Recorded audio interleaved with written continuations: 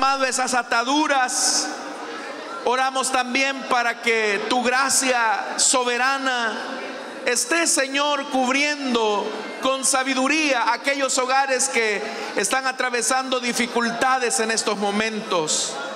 Reconcilia, Señor, a los hijos con los padres. Reconcilia, Señor, los matrimonios. Tú puedes cambiar los corazones, tú puedes cambiar las vidas. Tú puedes, Señor amado, también proveer de lo que necesitamos. Por eso, Señor, venimos ante ti, porque reconocemos que solo tú puedes obrar. Ahora queremos pedirte que nos hables por medio de tu palabra. Hemos venido, Señor, para escucharte. Hemos venido, Señor, para que tú nos hables. Señor amado, trae consuelo, iluminación, trae vida a aquellos que a ti te buscan. Te lo pedimos, Señor, y te lo suplicamos en el nombre de Jesús. Gracias, Señor. Amén y amén. Gloria al Señor, hermanos. Vamos a abrir la Biblia en el libro de los Hechos de los Apóstoles, capítulo número 2. Y vamos a leer de este capítulo 2 un par de versículos que son el 22.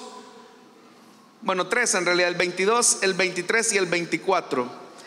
Si lo tienen, dicen amén, hermanos. La palabra de Dios nos dice en Hechos capítulo 2, versículo 22 al 24: pueblo de Israel, escuchen esto. Jesús de Nazaret fue un hombre acreditado por Dios ante ustedes con milagros, señales y prodigios, los cuales realizó Dios entre ustedes por medio de él. Como bien lo saben, este fue entregado según el determinado propósito y el previo conocimiento de Dios, y por medio de gente malvada ustedes lo mataron clavándolo en la cruz. Sin embargo, Dios lo resucitó librándolo de las angustias de la muerte, porque era imposible que la muerte lo mantuviera bajo su dominio. Amén. Hasta ahí dejamos la lectura, hermanos. Tengan la bondad de sentarse, por favor, esta noche. Hermanos, los días viernes estamos estudiando las doctrinas básicas de la iglesia, y en esta ocasión quiero hablar acerca de una de las doctrinas importantes de la iglesia, y hablo de la iglesia en términos generales, y es la soberanía de Dios y la responsabilidad humana. Al hablar acerca de la soberanía de Dios, estamos declarando o confesando que Dios es Señor sobre toda la creación. Es decir, que no hay nadie al lado de Dios, ni mucho menos por encima de Dios. Es Dios el que ejerce su señorío, y las características principales de su soberanía es que Dios tiene el control, la autoridad y la presencia en cada circunstancia de lo que Él mismo ha creado. No hay nada que escape del control de Dios. No hay nada que pase que Dios no lo sepa. No hay nada que pase que Dios no lo permita. Sin embargo, hermanos, aunque reconocemos esa verdad, las personas en términos generales, y lamentablemente los creyentes, tienen mucha dificultad para aceptar este aspecto distintivo de Dios. Y en realidad, hermanos, yo creo que no se trata de un problema de comprensión de los cristianos, sino que el problema yace en el hecho de que no somos humildes en aceptar esta verdad, que Dios gobierna, que Dios ejerce su control, su autoridad y su presencia en todo lo creado. Y el problema es que a falta de ese reconocimiento humilde es donde los cristianos principalmente, y ya no se diga el mundo, tienen una idea deformada acerca de Dios y acerca de la relación que Dios desea establecer con los hombres. Incluso nosotros como cristianos podemos tener una idea deformada de la soberanía de Dios y podemos tener una idea deformada de nuestra relación con Él. Por ejemplo, hermanos, algunos creyentes dan un excesivo reconocimiento al poder de Satanás. Y por eso es que cuando las cosas no salen como lo esperamos, atribuimos esas cosas al poder del diablo. Por ejemplo, la Biblia establece claramente que toda dádiva y que todo don perfecto proviene de Dios, y eso es un hecho indiscutible. Dios es el que nos bendice con toda buena dádiva, con todo don perfecto. Entonces, si de repente nosotros planeamos el día de mañana hacer una actividad evangelizadora en el estadio de la ciudad y decimos: hermanos, mañana vamos a concentrar a toda la congregación, vamos a llevar amigos al estadio para que escuchen la palabra de Dios, pero resulta ser que de repente el observatorio menciona acerca de una amenaza de lluvia para el día de mañana, que coincide justamente con la fecha en que vamos a hacer nuestra actividad evangelizadora. ¿Cuántos creemos que Dios tiene el control de la naturaleza? ¿No cree o no cree? Por el hecho de que creemos que Dios tiene el control de la naturaleza, y a pesar de que el sistema meteorológico ha pronosticado la posibilidad de lluvia para esta actividad, en el supuesto de esta actividad del día de mañana, todos nosotros comenzamos a orar al Dios que controla el universo.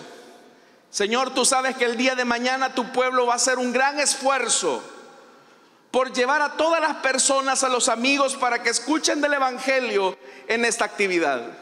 ¿Cuántos creemos que Dios tiene el control de la lluvia? ¿De verdad lo sabe o no lo sabe? Entonces, si Dios nos responde positivamente y el día de mañana hace un día soleado, un día fresco, nosotros decimos: gloria a Dios, el Señor escuchó la oración de su pueblo. Creo que esa sería la respuesta de nosotros. Pero ¿qué pasaría si orando al Señor el día de la actividad cae un gran chaparrón de agua, cae un aguacero? Entonces los cristianos podemos llegar a la conclusión: el diablo, miren lo que hizo, el diablo nos echó a perder la actividad. Y muchas veces caemos en esos vaivenes porque le damos excesivo reconocimiento de poder a un ser que la Biblia declara que está bajo el control, el dominio y la autoridad de Dios. Satanás no puede hacer nada sin que Dios no se lo permita, porque hemos declarado que nuestro Dios soberano controla todas las cosas. El Señor controla la creación, el Señor controla las estaciones del año, el Señor controla el tiempo de vida de los seres humanos. El Señor ha estipulado incluso hasta el día, el número de días que vamos a pasar en esta tierra. Dios lo conoce todo, Dios lo gobierna todo, Dios, hermanos y hermanas, lo sabe todo. Entonces, si eso es así, cuando muchas veces vienen cosas que no podemos explicar, cosas malas, malas noticias, sucesos dolorosos, pérdidas, enfermedades, situaciones tristes, es cuando los cristianos, lamentablemente, y quizás, hermanos, más todavía los inconversos, suelen preguntarse: ¿y si Dios sabía que esto iba a pasar, por qué no lo evitó? ¿Y si Dios sabía de antemano que esto le iba a causar tanto dolor a esta familia, por qué lo permitió? Incluso algunos van más allá y dicen: ¿dónde estaba Dios cuando me pasó esta situación? ¿Dónde estaba Dios cuando se cometió esta injusticia en mi trabajo? ¿Dónde estaba Dios cuando yo lo necesitaba, cuando incluso yo le pedí a Él y Él no me respondió de la forma o la manera que yo esperaba. Solo ese simple hecho, que hagamos esa serie de preguntas, revela algo de nuestro corazón. Y es que no es que nos cueste aceptar que Dios es soberano, o sea, lo entendemos, pero no lo reconocemos humildemente. Sabemos que Dios gobierna todas las cosas, pero cuando en ese gobierno y en el ejercicio de esa voluntad hay situaciones difíciles a las que no tenemos respuestas, o como el título de ese libro, hermanos, que ha rompido récord en ventas, cuando lo que Dios hace no tiene sentido, es cuando necesitamos replantearnos o afirmar la verdad que Dios gobierna todas las cosas. Para que usted tenga una idea, existen personas que incluso van y dicen: no, es que un Dios bueno, ¿cómo va a permitir que suceda algo malo? O un Dios bueno, ¿cómo va a permitir que de repente una enfermedad toque el cuerpo de un niño? O como un Dios soberano, un Dios bondadoso, un Dios compasivo, va a permitir una situación difícil para nuestra vida, para nuestra familia. Y en muchas ocasiones, en nuestro afán excesivo de querer cuidar el honor de Dios, tratamos la manera de incriminar a Satanás. Y decimos: no, es que el diablo es lo que hace él. Y puede ser que así sea, que el diablo esté actuando en nuestra contra. Pero aún Satanás, hermano, no hace nada sin que Dios se lo permita. Por eso es que el salmista decía: el Señor hace todo lo que quiere en los cielos y en la tierra. Oiga lo que está diciendo el salmista. El Señor hace todo lo que quiere en los cielos y en la tierra, y en los mares y en todos sus abismos. Salmo 135:6. El salmista está diciendo: Dios hace todo lo que quiere, cuando quiere, en el lugar que quiere. El libro de Daniel, el profeta Daniel, él incluso reconoce esta verdad e incluso va más allá y dice: todos los habitantes de la tierra. ¿Cuántos habitamos la tierra? ¿O habrá algún marciano por aquí, algún extraterrestre? No, ¿verdad? Todos los que habitamos, todos los habitantes de la tierra son considerados como nada, y Él hace según su voluntad en el ejército del cielo, es decir, con los ángeles, y en los habitantes de la tierra, es decir, nosotros. Y dice Daniel: y no hay quien detenga su mano y le diga: hey, Señor, ¿qué haces? No hay nadie que le diga al Señor: ¿qué haces? Porque todo Dios lo ordena, Dios todo lo gobierna, Dios todo lo ejecuta. Incluso cuando a veces ocurre un terremoto, a veces ocurre un tsunami, a veces sucede algún desastre, uno puede preguntarse: ¿Dios permitió esta situación? Y el libro del profeta Amós dice: ¿ocurrirá en la ciudad alguna desgracia que el Señor no haya enviado? Amós capítulo 3 versículo 6. Se lo vuelvo a leer. ¿Ocurrirá en la ciudad alguna desgracia que el Señor no haya enviado? Porque muchas veces uno dice: bueno, ¿y aquí qué pasó? Porque incluso nosotros podríamos orar al Señor para que Él detenga un huracán en nuestra tierra y ese huracán se desvíe y Dios nos libra a nosotros del desastre. Y hemos visto esos milagros nosotros acá en nuestro país.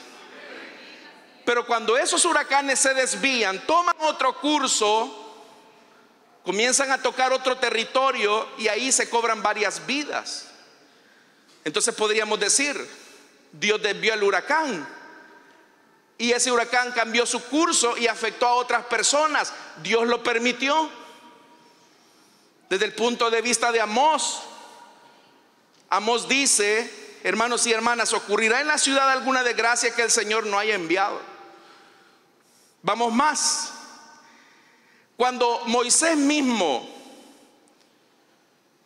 recibe el llamado de parte de Dios para ir a liberar a los egipcios, usted sabe que Moisés le dice al Señor: mira, Señor, está muy bonito tu plan de liberación. De hecho, que yo lo consideré hace 40 años, cuando era joven, cuando era un príncipe, cuando tenía fuerza. Pero ahora tengo 80 años y soy tartamudo. He pasado todos los días hablando solamente con las ovejas y he perdido el habla. Y vea lo que el Señor le dice a Moisés: Moisés, ¿y quién le puso la boca al hombre? ¿Acaso no soy yo el Señor quien lo hace sordo o mudo?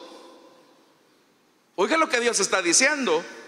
¿Acaso no soy yo el Señor quien lo hace sordo o mudo, quien le da la vista y se la quita? Es Dios el que hace al sordo y al mudo. Es Dios el que hace al ciego. Es Dios el que permite que en ocasiones situaciones difíciles toquen nuestra salud o la salud de las personas a las que más amamos. Y es en este punto donde las personas, hermanos y hermanas, comienzan entonces ya como a... O sea que Dios entonces permitió mi despido en el trabajo. O sea que Dios permitió la quiebra en mi negocio. O sea que Dios permitió la pérdida de este ser amado. O sea que Dios permitió esto y lo otro. Si aceptamos soberanamente que Dios gobierna todas las cosas, tendremos que responder a eso con un sí. Y ya no dijeron nada. Porque si nosotros comenzamos a decir: no, mire, hermano, es que hay ciertas cosas que Dios gobierna, Dios tiene poder sobre unas cosas, pero el diablo tiene poder sobre otras, entonces usted está elevando a la categoría divina al adversario, a Satanás. Y entonces Dios deja de ser Dios. Por eso yo comencé la enseñanza de esta noche diciéndole una verdad: no hay nadie al lado de Dios y tampoco hay nadie encima de Dios. Dios está por encima de todo. Dios gobierna todo. Dios sabe todo. Dios anticipa los hechos. Dios sabe lo que nos va a suceder. Oiga lo que le voy a decir. Dios sabe las buenas bendiciones que vienen sobre su vida. Dios sabe que son bendiciones que van a desbordar su vida. ¿Cuántos lo creen? Pero también Dios sabe las pruebas, las dificultades, la enfermedad, la escasez, el problema, la separación, el quebrantamiento que también vendrá a su vida. ¿Cuántos lo creen? Porque el Dios que gobierna todas las cosas es el que ejecuta sus planes según sus soberanos propósitos. Entonces, mis estimados hermanos y hermanas, aún las malas noticias para el cristiano, si amamos a Dios y hemos sido llamados conforme a sus propósitos, aún las malas noticias van a cooperar a nuestro bien. Las malas noticias son malas en su contenido, pero son buenas en su propósito. Cuando a nosotros nos llega la carta de despido, cuando a nosotros nos llega la respuesta de una enfermedad, cuando a nosotros nos llega la noticia de una partida de un ser amado, es una mala noticia seguramente en su contenido, pero no en su propósito. Porque usted mismo repite: a los que aman a Dios, todas las cosas ayudan para bien. Entonces, hermanos, si Dios está encima de todo, ¿por qué tenerle miedo al diablo? Satanás puede andar suelto como león rugiente, pero no anda fuera de control. Satanás anda suelto como león rugiente, pero no anda fuera de control. Satanás es el perro faldero de Dios. Y de repente usted lo ve que ruja. Vení para acá, le dice el Señor, no lo vas a hacer nada. Satanás no anda suelto sin control. El Señor es el que lo controla. ¿Sabe eso, hermanos y hermanas? El mismo Satanás necesita pedirle permiso a Dios para hacer algo. ¿No me lo cree? Veamos lo que el Señor nos dice acerca del episodio de Pedro. Simón, Simón, mira que Satanás ha pedido zarandearte como que si fueras trigo. Satanás quiere zarandearte, Pedro, pero tienes que pedir permiso. Satanás ha pedido zarandearte como que si fueras trigo. Y vea esto: pero yo he orado para que Satanás no te zarandee. ¿Fue esa la oración de Jesús? ¿Fue esa la oración de Jesús? No, hermanos. Yo he orado, Pedro, por ti y por los demás, porque es un hecho inevitable que Satanás los va a zarandear. Yo le he dado permiso para que el diablo los zarandee, pero yo también he orado para que tu fe no falle. Y uno se puede preguntar: ¿y cuál fue el propósito? ¿Cuál fue el objetivo con el que Dios le permitió al diablo que sus discípulos fueran zarandeados? O dicho de otra manera, ¿cuál fue el propósito? ¿Cuál fue la razón por la que Dios permite que el mismo diablo nos zarandee en ocasiones? El mismo pasaje nos lo dice. Y después de que te hayan zarandeado, Pedro, y cuando tú te hayas vuelto a mí, vas a fortalecer a tus hermanos. Y no me voy a detener mucho en esto, pero solo le anticipo la gran profundidad de este pasaje. Pedro se sentía muy confiado de sí mismo. Usted lo sabe: aunque estos te nieguen, yo no te negaré. Te voy a permitir, Pedro y compañía, demostrarte que tú eres capaz de traicionarme de la peor forma, al igual que Judas. La diferencia contigo es que tú vas a volver a mí, y cuando vuelvas a mí vas a fortalecer a tus hermanos. Entonces, ¿por qué Dios permitió el zarandeo en los discípulos? Para que estos apóstoles, hombres de Dios, ungidos por Dios, llegaran a decirle a la iglesia: hermanos, no se confíen en sus propias virtudes, no se confíen en sus propias fortalezas, porque nosotros que caminamos al lado del Señor fuimos capaces de traicionarlo. Habiendo dicho esto, si nada escapa entonces al control, a la autoridad y a la presencia de Dios, ¿cómo esto se relaciona con la voluntad humana? ¿Es Dios responsable de nuestros pecados? ¿Es Dios responsable de nuestra maldad? Incluso alguien podría llegar a afirmar, a partir de lo que hemos dicho: hermano, si yo caigo en tentación y peco, es porque fue la voluntad de Dios. Es que si yo le fallé a mi esposa, es porque Dios quería que le fallara. Y ahí es donde hay que tener un gran cuidado. Por eso recuerda el tema: la soberanía de Dios y la responsabilidad humana. Esa misma pregunta fue la que Pablo también quiso responder en Romanos capítulo 9, versículo 17 al 19. Porque la escritura le dice a Faraón: oiga esto, te he levantado precisamente para mostrar en ti mi poder y para que mi nombre sea proclamado por la tierra. Dios ha levantado a Faraón para que el nombre de Dios sea exaltado. Pero inmediatamente Pablo dice: así que Dios tiene misericordia de quien quiere tenerla y endurece a quien Él quiere endurecer. Entonces Pablo dice: pero tú me dirás, entonces, ¿por qué todavía nos echa la culpa a Dios? Porque ¿quién puede oponerse a su voluntad? Y acá, hermanos, es donde hay que responder la situación. Vamos a hablar acerca de la voluntad perfecta de Dios y vamos a hablar acerca de la voluntad permisiva de Dios.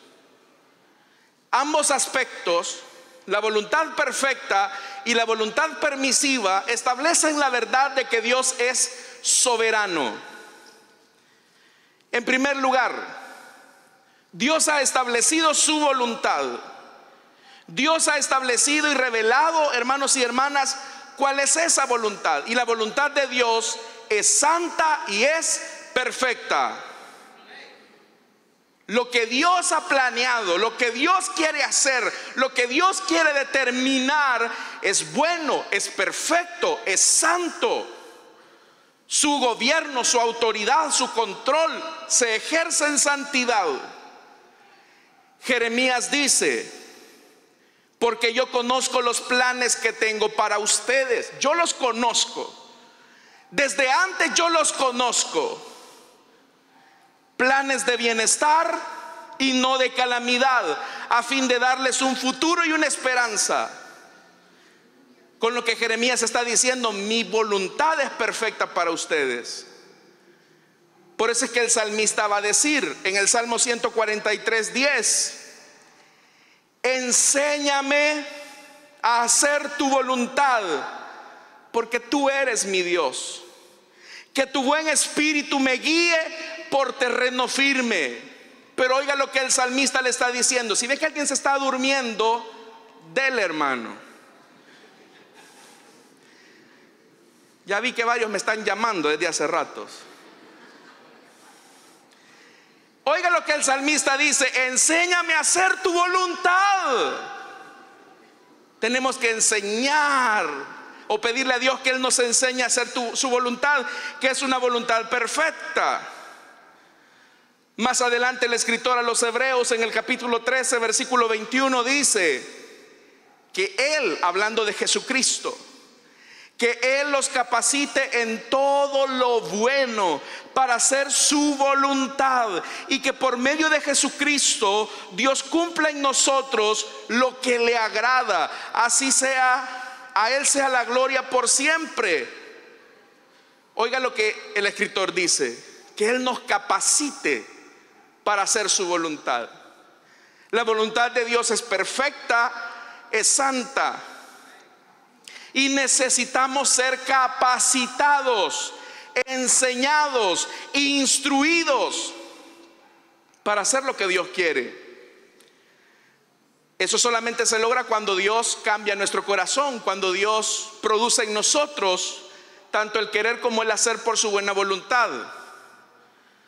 De su propia voluntad, usted no es capaz de amar a Dios ni amar al prójimo. Necesita tener una conversión auténtica. A eso es que se refiere el escritor: enséñame a hacer tu voluntad, revélame tu voluntad.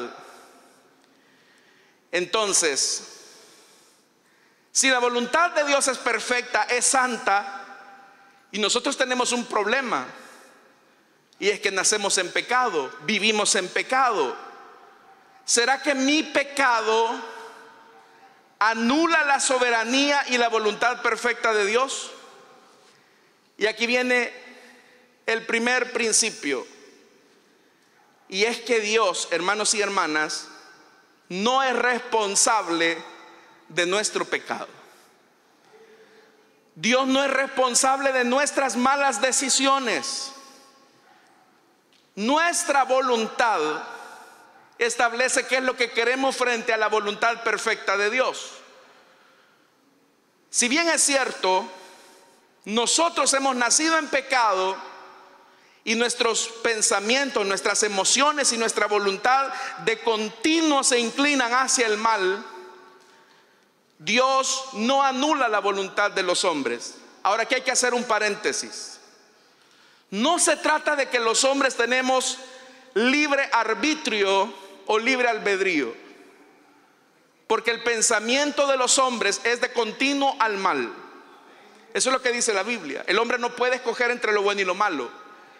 Pero una cosa es el libre arbitrio o libre albedrío, y otra cosa es la voluntad propia. En la voluntad propia Cada ser humano es responsable delante de la voluntad santa y perfecta de Dios.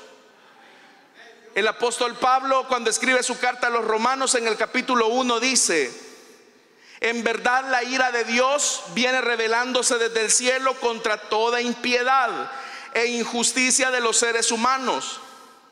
Y oiga esto, que con su maldad obstruyen la verdad. ¿Cuál verdad? La verdad de Dios, la voluntad de Dios. Con la maldad ellos están obstruyendo para sí mismos la voluntad de Dios. Es como que ellos dicen: Dios, no queremos saber de tu voluntad, no queremos que nos digas cómo vivir la vida, no queremos que nos digas cómo construir nuestra familia, nuestro matrimonio, no quiero que me digas cómo manejar mi dinero ni mi tiempo, no quiero que me digas cómo vivir mi vida. Ahí el hombre está decidiendo obstruir la verdad de Dios. Pero dice más Pablo: lo que se puede conocer acerca de Dios es evidente para ellos, pues Él mismo se lo ha revelado. ¿Qué es lo que Dios ha revelado? Su buena voluntad. Pero ante esa buena voluntad que Dios ha revelado, el hombre elige si se somete a Dios o rechaza su autoridad.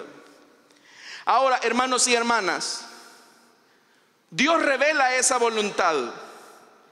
Y por eso es que Pablo siempre en este pasaje de Romanos dice más adelante: porque desde la creación del mundo, las cualidades invisibles de Dios, su eterno poder, su naturaleza divina, se perciben claramente a través de lo que Él creó, de modo que nadie tiene excusa.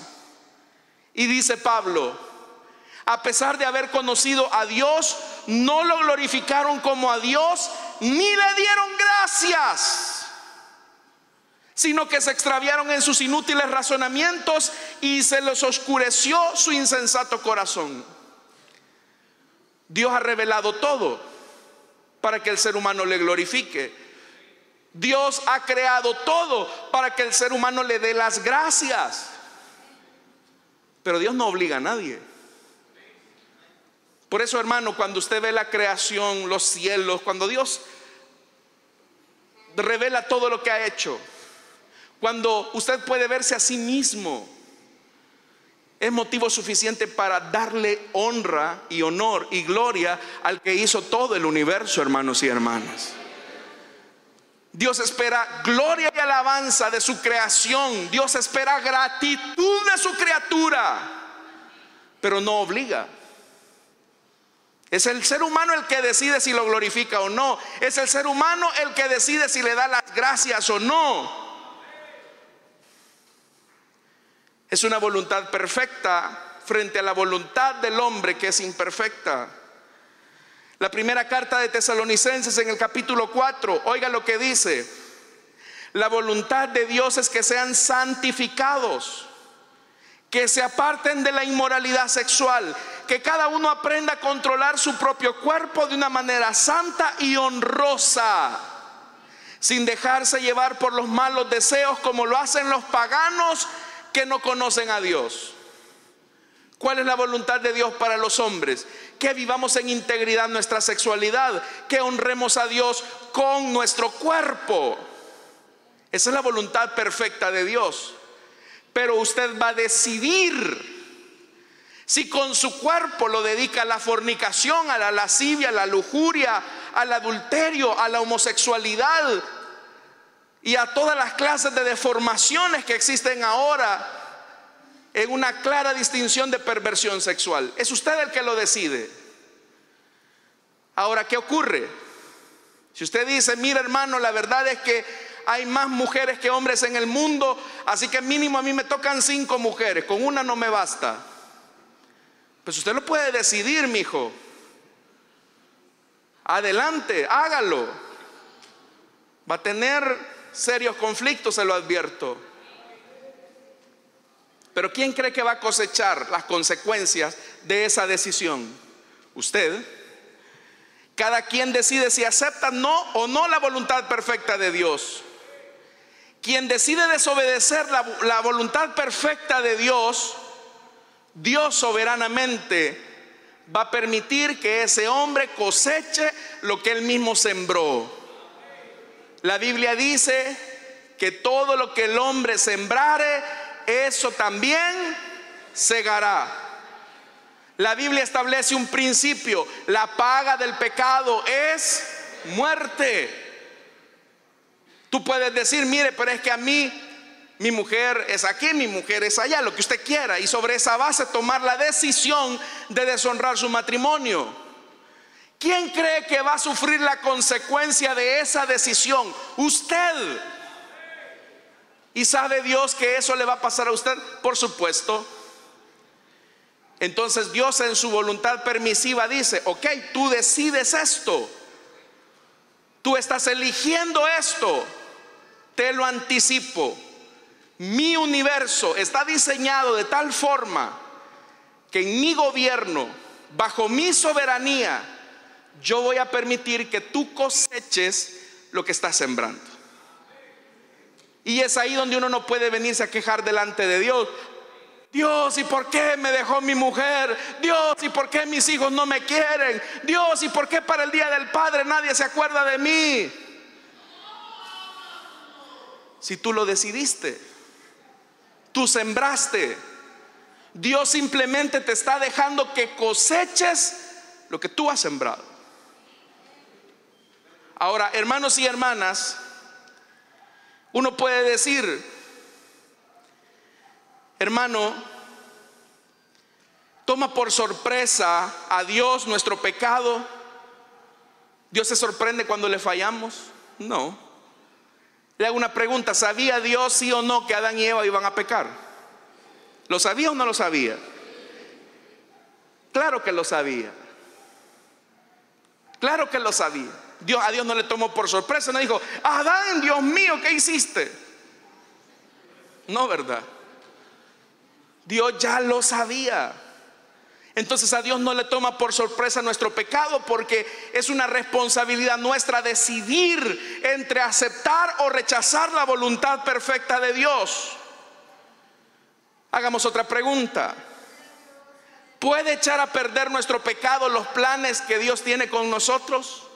¿Puede echar a perder el pecado los planes que Dios ha establecido? No. Piense por un momento en esto. Cuando José fue traicionado por sus hermanos, él dijo lo siguiente: cuando él se presentó frente a ellos, una vez él se convirtió en el gobernador de Egipto. Ustedes pensaron en hacerme mal, pero Dios tornó en bien el mal que habían pensado contra mí. Entonces, ¿se cumplió la buena, perfecta y santa voluntad de Dios en la vida de José? Sí. Dios usó el pecado de los hermanos de José para cumplir esa voluntad perfecta. Sí. Pero ojo, el hecho que estos hermanos estuvieran haciendo la voluntad de Dios sin saberlo con José, no significa que el pecado de los hermanos de José iba a quedar sin consecuencia. Dicho de otra manera, Dios puede utilizar el pecado de una persona, pero lo hará cosechar por la decisión que tome frente a ese pecado. Recuerde que todos los actos deben de ser juzgados por Dios. Las intenciones, las palabras, los pensamientos, todo será juzgado por Dios. Y Dios juzgó. Ahora, como Dios sabe lo que va a pasar, o sea, no es que a Dios le tome por sorpresa algo. Dios sabe lo que va a pasar. Jesús sabía que Pedro lo iba a negar. Jesús sabía que Judas lo iba a traicionar. Jesús sabía que iba a morir en manos de la dirigencia religiosa de Jerusalén. Jesús lo sabía. Y eso es lo que hemos leído en el libro de los Hechos. Que a pesar de que Él lo sabía, cada uno de ellos fue responsable de la decisión que tomó frente a eso. Pero por encima del pecado, por encima de la maldad de los hombres, Dios soberanamente cumplió su voluntad soberana. Por eso, hermanos, vea esto que hemos leído. Le invito nuevamente al libro de los Hechos de los Apóstoles, siempre en el capítulo 2, donde tomamos la lectura. Oiga, pueblo de Israel, escuchen esto: Jesús de Nazaret fue un hombre acreditado por Dios ante ustedes con milagros, señales y prodigios, los cuales realizó Dios entre ustedes por medio de él, como bien lo saben. Este fue entregado, y oiga, preste atención a esto, según el determinado propósito y el previo conocimiento de Dios. Y por medio de gente malvada, ustedes lo mataron clavándolo en la cruz. Estos hombres pecaron al traicionar, al negar a Jesús. Los dirigentes religiosos pecaron al culparlo a él de blasfemia y llevarle ante Pilato para que ejecutara una pena de muerte. Pilato es responsable de la decisión que tomó de asesinar al Hijo de Dios, de clavarlo en la cruz. Los soldados romanos que ejecutaron la orden también pecaron. Los que lo latigaron, los que lo escupieron, los que lo clavaron, todos ellos pecaron, decidieron pecar. Pero aún eso malo, aún ese pecado, Dios lo usó para el bien de todos los que estamos ahora acá reunidos en este lugar. Porque por medio de ese sacrificio es que ahora tenemos perdón de pecados. Entonces vea esto: Dios es soberano y ha decretado una voluntad perfecta. Dios ha establecido lo que Él espera de nosotros. Dios revela lo que Él quiere de nosotros. Cuando el Señor reveló su nombre a Moisés, Él prometió que iba a liberar a su pueblo. Y vea lo que Dios dice: yo sé que el rey de Egipto no los va a dejar ir, si no es por la fuerza. Pero yo extenderé mi mano y heriré a Egipto con todos los prodigios que haré en medio de él, y después de esto los va a dejar ir.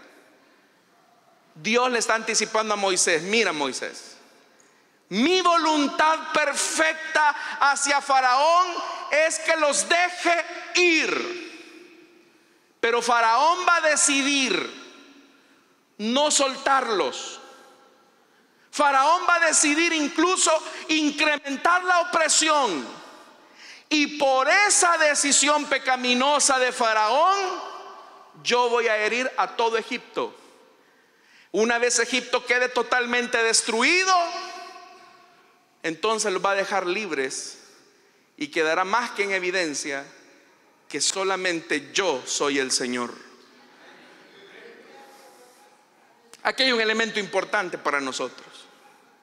Usted puede decidir hacer la voluntad de Dios de buena forma, en humildad, y diciendo: Señor, tu voluntad es un deleite para mí, y hacerla por las buenas.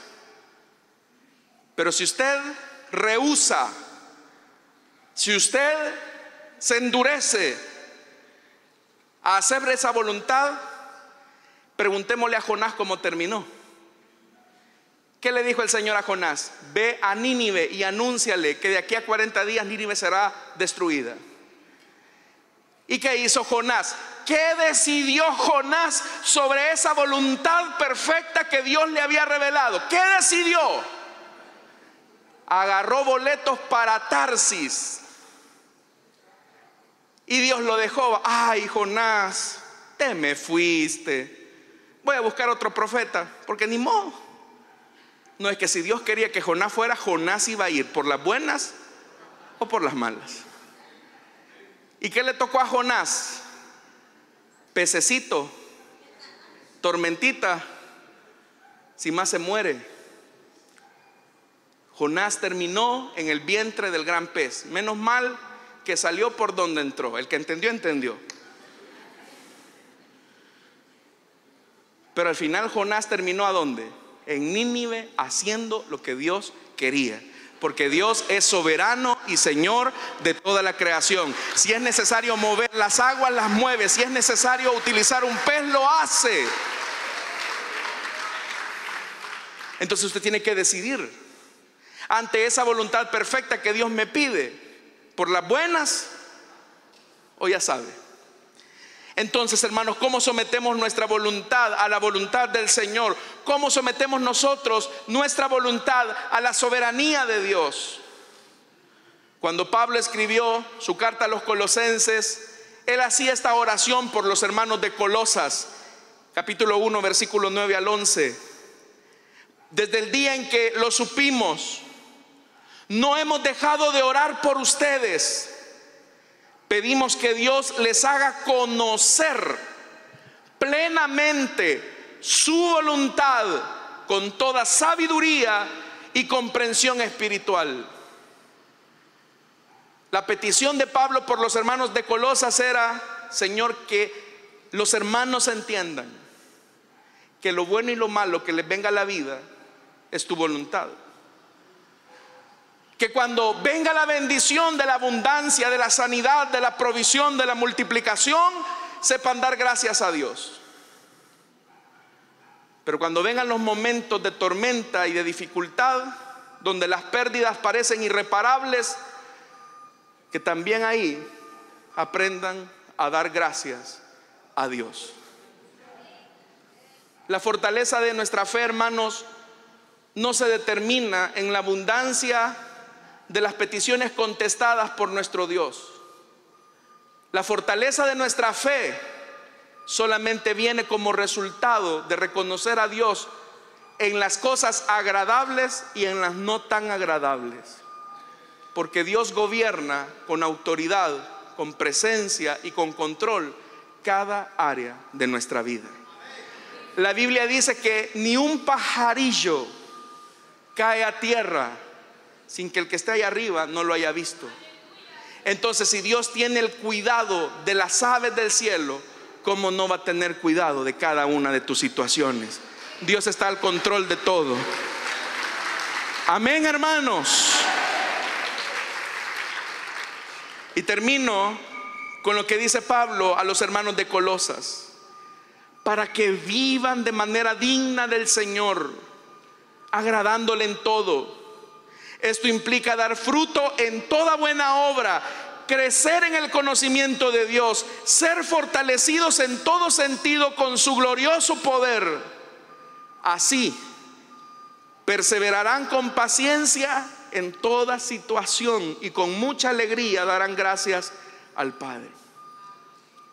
Creo, hermanos, que si Dios nos bendice, pues uno da gracias a Dios. Pero también si Dios nos bendice de la forma en que no lo esperábamos, debemos dar gracias a Dios. Esta semana me contaba una hermana que recientemente vio partir a la presencia del Señor a su madre, del gozo con la que su madre partió a la eternidad. Pareciera ser que como que la mamá los estaba consolando a ellos, a sus hijos, y no sus hijos a ella. Ella simplemente decía: te alabo, Señor. Te alabo, Señor. Y ese alabar a Dios, aun cuando sabemos que nos estamos despidiendo de los seres que más amamos, habla de la convicción que debemos de tener los hijos de Dios, de que Dios ha dispuesto hasta el último día de nuestras vidas. Hermanos, nadie de nosotros se va a ir antes del día que Dios ha señalado que nos vamos a ir de esta tierra. Y nadie se va a ir después, así tenga el mejor seguro médico y los mejores doctores a su disposición. El día que le toca, le toca. Pero ya sea que Dios nos dé la vida o nos las quite, en todo el nombre de nuestro Dios sea bendito y glorificado. Amén, hermanos. Yo le dije algo a usted.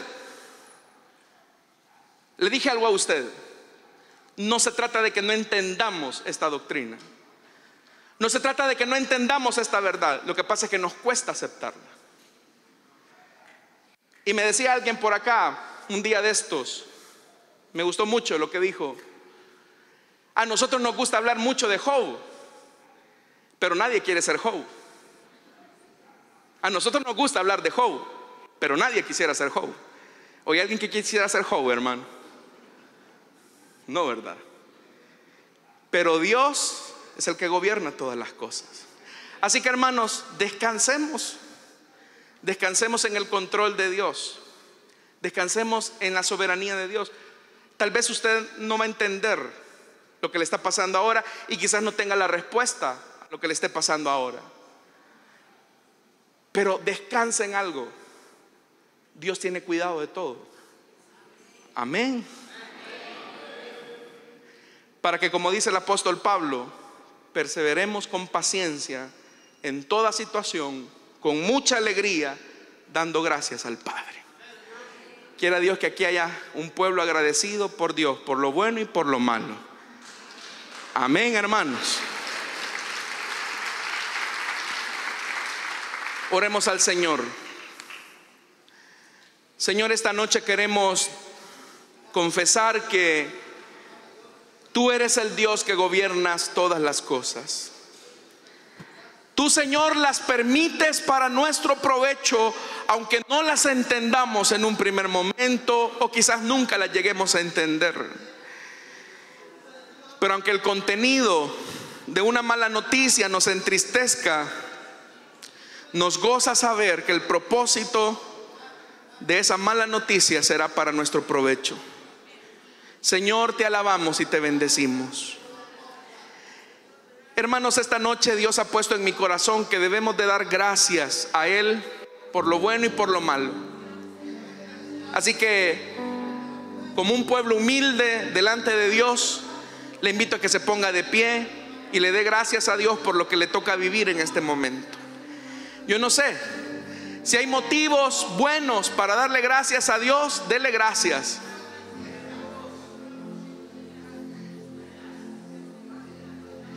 Si hay bendición, dele gracias. Pero si también hay un momento de prueba, dele gracias. Dígale: Señor, gracias.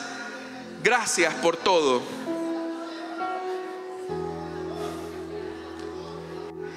¿Por qué no cantamos este coro que dice: bendeciré a Jehová en todo tiempo, su alabanza en mi boca estará? Bendeciré a Jehová en todo tiempo, su alabanza en mi boca estará.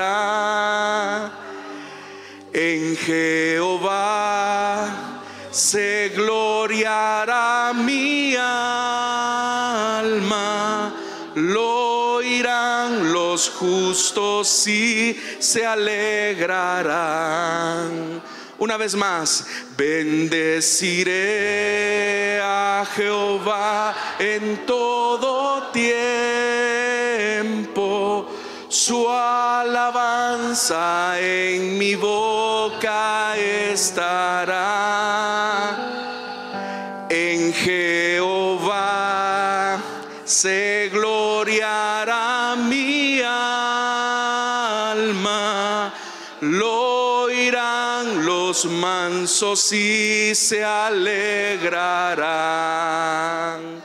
Engrandeced a Jehová conmigo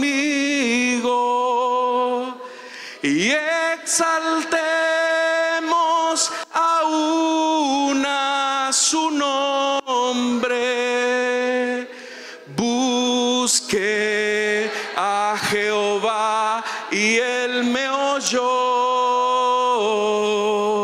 y de todos mis temores me libró. Bendeciré a Jehová en todo tiempo, su alabanza en mi boca estará. En Jehová se gloriará mi alma, oh oirán los mansos y se alegrarán. Engrandeced a Jehová conmigo.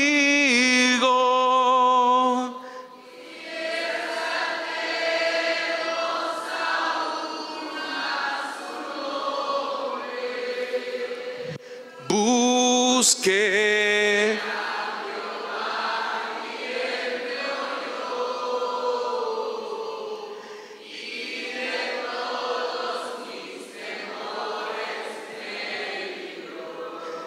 honremos el nombre de Dios con un fuerte aplauso, hermanos.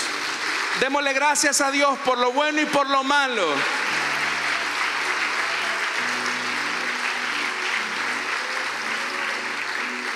Este es un salmo, no sé si usted lo sabía. Este es un salmo, si no estoy mal, creo que es el 34. Y tiene un gran contenido de lo que acabamos de hablar. Amén, hermanos. Vamos a orar en esta ocasión por nuestras ofrendas y nuestros diezmos. Padre que estás en los cielos, gracias te damos, Señor, porque nos permites, Señor, ser parte de tu obra acá en la tierra. Queremos pedirte, Señor, que tú bendigas nuestras ofrendas y nuestros diezmos. Bendice, Señor amado, nuestras aportaciones. No te las damos por tristeza ni por necesidad, sino con alegría. Gracias, Señor. Amén y amén. Pueden sentarse, hermanos, y vamos a cantar al Señor.